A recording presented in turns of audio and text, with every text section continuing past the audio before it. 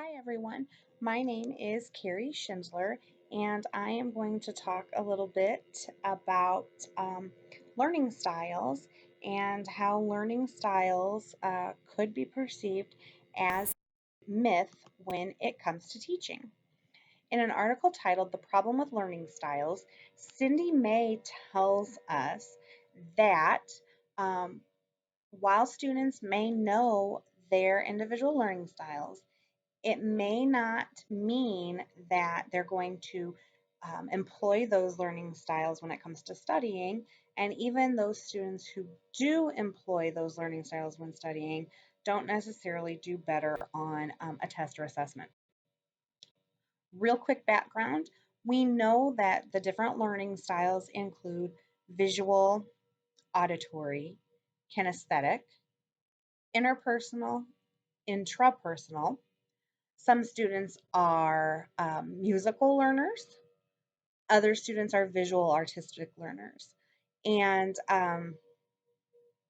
in the past, it has been the responsibility of the instructor to present the lessons in a way that meets those individual learning styles.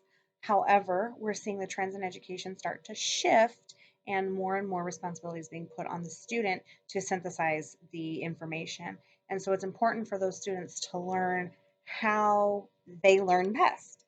And May points to some research that was done by Polly Hussman and Valerie Dino Laughlin at Indiana University. And they were trying to determine whether or not instructional techniques that align with students' learning styles yield better results. And they pretty much determined that they don't necessarily. 400 college students were given the VARC Learning Style Survey, and that stands for Visual, Auditory, Reading, Writing, and Kinesthetic Evaluation. And of the 400 students that were given the evaluation, a lot of them were able to correctly identify their learning style.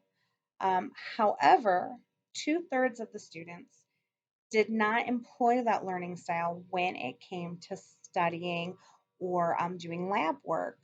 Um, so what this means is perhaps, let me back up for just a second. The results also showed that several students, um, many of the students didn't just fall into one category of learner. Many of them were either visual and kinesthetic or visual and auditory.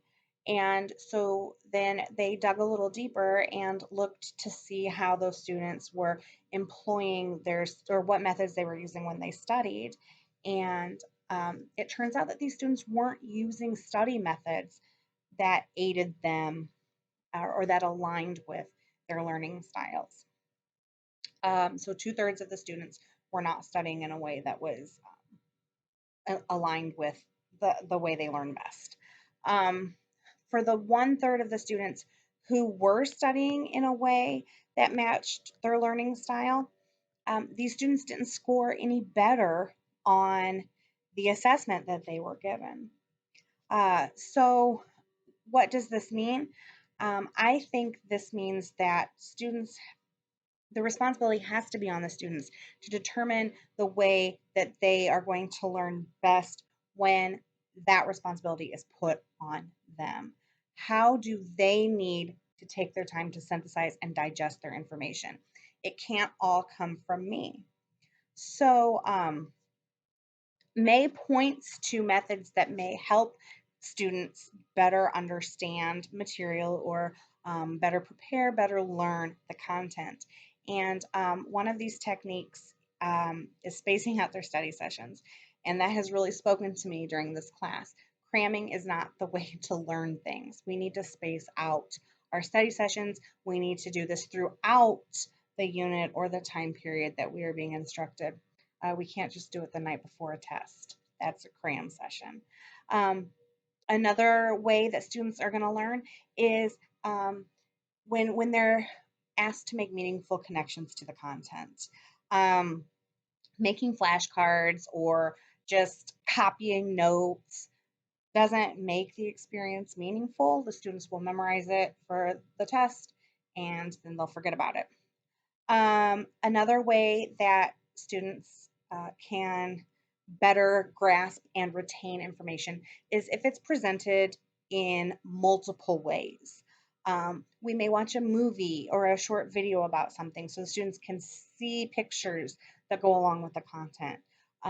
We may introduce some music that goes along with the ideas that are being taught. There are all kinds of ways that we can incorporate different modalities, to use May's word, when it comes to teaching content to our students. So, my takeaway from this is that there's a few things. It is a myth to say that students learn best in one of these seven or so ways, when in fact, it's been proven that students learn um, best in a combination of these ways. Also, the myth that the responsibility lies on us as instructors to get that information out to the students in a way they can learn it. Now we're starting to switch things up a little bit, and there's more responsibility on the students to do that for themselves. So we need to provide them with the tools and some strategies, and then let them see what works best for them. And third, or maybe my final takeaway here, is that what's good for one student is not necessarily good for all students. I can stand here and say, um, you know, so and so studied the night before and got an A on this test, or such and such studied with music on and outside. That doesn't mean that all students are going to respond best in this way. So it's really important to encourage students from a young age, encourage them to determine what works best for them. And I think as we move away from putting students in a certain box, and that box is you're an auditory learner, you're a visual learner, you're a kinesthetic learner, and understanding that our students may fall into have characteristics of a multitude of these labels or these categories. I think as we start to open our minds to that, we're going to see more successful students.